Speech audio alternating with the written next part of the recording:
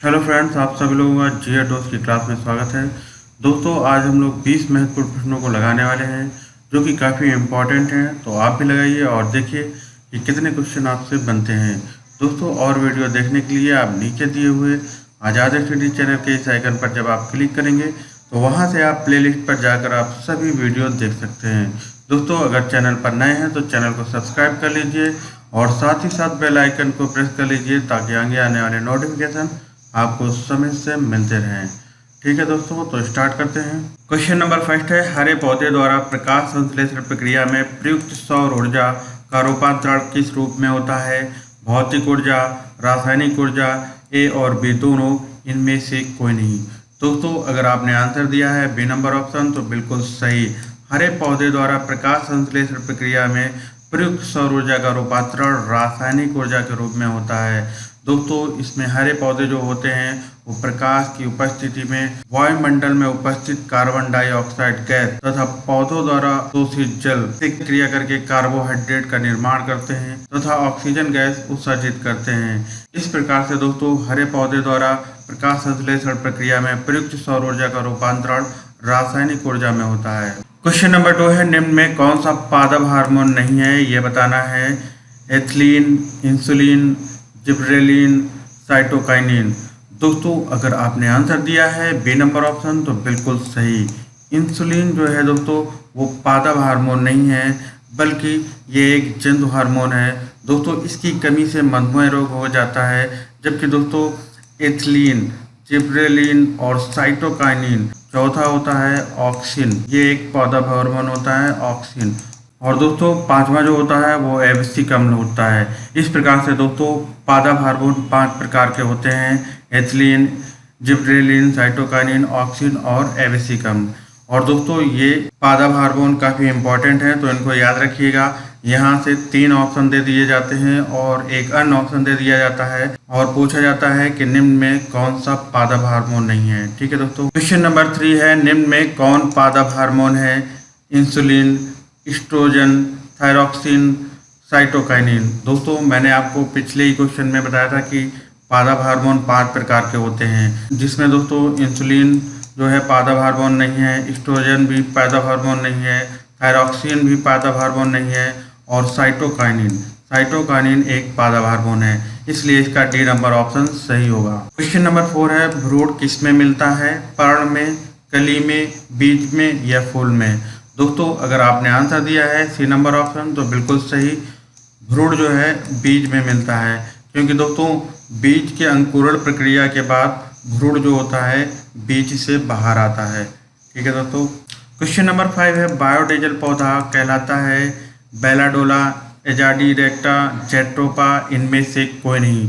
दोस्तों, अगर आपने आंसर दिया है सी नंबर ऑप्शन तो बिल्कुल सही।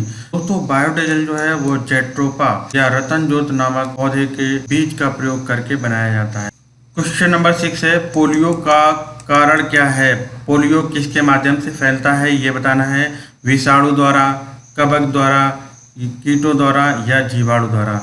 दोस्तों, अगर आपने आंसर दिया है ए नंबर ऑप्शन तो बिल्कुल सही।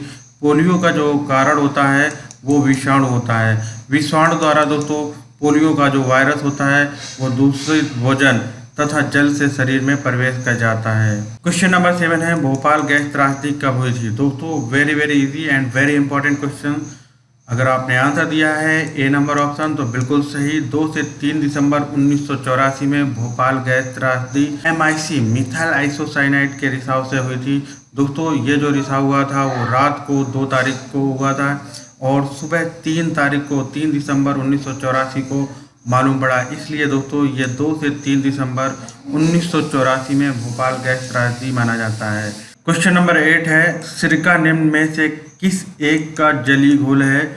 ये बताना है। ऑक्जेलिक अम्ल, साइट्रिक अम्ल, एसिटिक अम्ल, इनमें से कोई नहीं। दोस्तों, अगर आपने आंसर दिया है सी नंबर ऑप्शन तो बिल्कुल सही। एसिटिक एसिड या एसिटिक अम्ल जो है, सिरका में एसिटिक अम्ल एक जलीय घोल के रूप में होता है। दोस्तों, इसका जो सूत्र होता है CH3COOH। ठीक है दोस्तों, ये जो है एसिटिक एसिड का फॉर्मूला होता है और दोस्तों इसका जो स्वाद होता है वो खट्टा होता है। इस जली घोल का जो प्रयोग होता है दोस्तों सिरका या अचार रखने के लिए किया जाता है। क्वेश्चन नंबर 9 है, अंगूर में प्रचुर मात्रा में पाया जाने वाला ऑर्गेनिक अम्ल है एसिटिक अम्ल, साइट्रिक अम्ल, टार्टरिक अम्ल, मौलिक अम्ल। दोस्तों अगर आपने आंसर दिया है बी नंबर ऑप्शन तो बिल्कुल सही। अंगूर में प्रचुर मात्रा में पाया जाने वाला जो अम्ल है दोस्तों वो साइट्रिक एसिड या साइट्रिक अम्ल होता है। क्वेश्चन नंबर 10 है, डिजिटल कंप्यूटर किस सिद्धांत पर कार्य करता है? मापन पर, विद्युत पर, लॉजिकल सिद्धांत पर, गणना पर। दोस्तों अगर आपने आंसर दिया है सी नंबर ऑप्शन तो बिल्कुल सही। एक डिजिटल कंप्यूटर जो है वो एक लॉजिकल सिद्धांत पर कार्य करता है, तार्किक सिद्धांत पर कार्य करता है, गणितीय सिद्धांत पर कार्य करता है। ठीक है दोस्तों। क्वेश्चन नंबर 11 है, कंप्यूटर निम्न में कौन सा कार्य नहीं करता है ये बताना है? कंप्यूटिंग, प्रोसेसिंग, आउटपुटिंग या अंडरस्टैंडिंग। दोस्तों अगर आपने आंसर दिया है डी नंबर ऑप्शन तो बिल्कुल सही। कंप्यूटर जो है अंडरस्टैंडिंग का कार्य नहीं करता है बल्कि कंप्यूटिंग, प्रोसेसिंग और आउटपुटिंग का कार्य करता है। क्वेश्चन नंबर 12 है, चित्र संदेश निजी इनबॉक्स में कितने दिन रहेगा? दोस्तों जो चित्र संदेश होता है वो प्राइवेट इनबॉक्स में कितने दिन रहेगा ये बताना है। 28 दिन, 7 दिन, 30 दिन या फिर 15 दिन। दोस्तों अगर आपने आंसर दिया है सी नंबर ऑप्शन तो बिल्कुल सही। चित्र संदेश जो है दोस्तों निजी इनबॉक्स में 30 दिन तक रहेगा और दोस्तों इसके बाद ये ऑटोमेटिक ख़त्म हो जाएगा। अगर इसको आपको रखना है तो इसको सेव करके रखना पड़ेगा। क्वेश्चन नंबर 13 है, अंतरिक्ष में भेजा गया भारत का प्रथम उपग्रह है रोहिणी, भास्कर, आर्यभट्ट या फिर एप्पल। दोस्तों आंसर दीजिए। अगर आपने आंसर दिया है सी नंबर ऑप्शन तो बिल्कुल सही।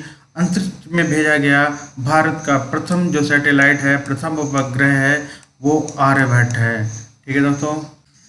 क्वेश्चन नंबर 14 है, भू स्थिर उपग्रह घूमता है किसी भी ऊंचाई पर, स्थिर ऊंचाई पर। ऊंचाई उपग्रह के द्रव्यमान पर निर्भर करती है, ध्रुव के ऊपर ऊंचाई पर। दोस्तों भू स्थिर उपग्रह जो है वो ध्रुव के ऊपर ऊंचाई पर घूमता है। दोस्तों भू स्थिर उपग्रह जो है वो पृथ्वी की सतह से लगभग 35,800 किलोमीटर की ऊंचाई पर जो है पृथ्वी की घूर्णन की दिशा में परिभ्रमण करता है। और दोस्तों इसका जो परिभ्रमण काल होता है वो 24 घंटे होता है, 24 आवर्स होता है। ठीक है दोस्तों, ये ध्यान रखिएगा और ये इंपॉर्टेंट क्वेश्चन भी है। नंबर 16 है, प्रकाश वर्ष इकाई या मात्रक है दूरी की, प्रकाश की तीव्रता की, आयु की या फिर समय की। दोस्तों अगर आपने आंसर दिया है ए नंबर ऑप्शन तो बिल्कुल सही। प्रकाश वर्ष जो इकाई जो है वो दूरी की इकाई है। दोस्तों प्रकाश द्वारा एक वर्ष में चली गई दूरी जो है एक प्रकाश वर्ष कहलाती है, 1 लाइट ईयर कहलाती है। दोस्तों एक प्रकाश वर्ष जो है वो 9.46 इंटू 10 की पावर 15 मीटर के बराबर होता है। तो दोस्तों इसको भी ध्यान रखिएगा, ये भी इम्पोर्टेंट है। ठीक है दोस्तों। क्वेश्चन नंबर 17 है, एंगस्ट्रॉन इकाई है ऊर्जा का, आवृत्ति का, वेग का, तरंग दैर्घ्य का। दोस्तों एंगस्ट्रॉन जो इकाई है वो तरंग दैर्घ्य की इकाई है, तरंग दैर्घ्य का। दोस्तों इसको तरंग दैर्घ्य को जो है वो लैम्डा से इंडिकेट करते हैं, लैम्डा से। ठीक है दोस्तों, ये लैम्डा का सिंबल है। और दोस्तों एक एंगस्ट्रॉन बराबर 10 की पावर -10 मीटर होता है, ये भी ध्यान रखिएगा। ठीक है दोस्तों, क्योंकि ये भी कभी कभी पूछ लिया जाता है। क्वेश्चन नंबर 18 है, वास्को डी गामा भारत कब आया था? ए 1496 में, बी 1497 में, सी 1600 में या 1498 में। दोस्तों अगर आपने आंसर दिया है डी नंबर ऑप्शन तो बिल्कुल सही। वास्को डी गामा 1498 में भारत आया था। 20 मई 1498 में भारत आया था। और दोस्तों ये भी ध्यान रखिएगा कि ये जो आया था वो कालीकट बंदरगाह पर आया था। 20 मई 1498 में कालीकट बंदरगाह पर आया था, जहां पर जमोरियन राजा ने इसका स्वागत किया। क्वेश्चन नंबर 19 है, निम्न में से ब्लू वाटर नीति किससे संबंधित है? अल्बुकर्क से, द अल्मीडा से, रॉबर्ट क्लाइव से, इनमें से कोई नहीं। दोस्तों ब्लू वाटर नीति जो है वो द अल्मीडा से संबंधित है। दोस्तों फ्रांसिस्को द अल्मीडा जो है वो 1505 ईस्वी में भारत में आया, जो कि पुर्तगाली का प्रथम गवर्नर एवं वायसराय था। जिसने हिंद महासागर में व्यापारिक हितों के लिए ब्लू वाटर नीति चलाई। क्वेश्चन नंबर 20 है, भारत में पुर्तगाली शक्ति का वास्तविक संस्थापक कौन था? Vasco da gamma, Albuquerque, de Almeida, इनमें से कोई नहीं। दोस्तों, भारत में पुर्तगाली शक्ति का वास्तविक संस्थापक अल्बुकर्क को माना जाता है। इसका बी नंबर ऑप्शन सही होगा। दोस्तों, अल्फांसो द अल्बुकर्क जो था वो 1509 ईस्वी में भारत में एक गवर्नर के रूप में, एक पुर्तगाली गवर्नर के रूप में आया और 1510 में इसने आदिल शाह जो सुल्तान था, वो गोवा का सुल्तान था, इसने 1510 में आदिल शाह सुल्तान को हराकर गोवा पर अपना अधिकार जमा लिया, गोवा पर अपना आधिपत्य कर लिया। इसलिए दोस्तों, भारत में पुर्तगाली शक्ति का वास्तविक संस्थापक अल्बुकर्क को माना जाता है। क्वेश्चन नंबर 21 है, कलकत्ता का संस्थापक कौन था? Vasco da Gama, Warren Hastings, Job Charnock, John Surman. दोस्तों, आंसर दीजिए। अगर आपने आंसर दिया है सी नंबर ऑप्शन तो बिल्कुल सही, कलकत्ता का संस्थापक जॉब चरनॉक था। दोस्तों, इसने अंग्रेजों के व्यापार के लिए इसने हुगली के स्थान पर सूत्रनौती कलकत्ता का स्थल चुना है, इसलिए दोस्तों इसे कलकत्ता का संस्थापक माना जाता है। दोस्तों, इस प्रकार से हम लोगों ने 21 महत्वपूर्ण प्रश्नों को लगाए। दोस्तों, ये वीडियो कैसा लगा इसके बारे में कमेंट्स करके जरूर बताएं और दोस्तों इस वीडियो को जितना हो सके ज़्यादा से ज़्यादा शेयर करें, ज़्यादा से ज़्यादा लोगों तक पहुँचाएँ। मिलते हैं नेक्स्ट वीडियो में। जय हिंद।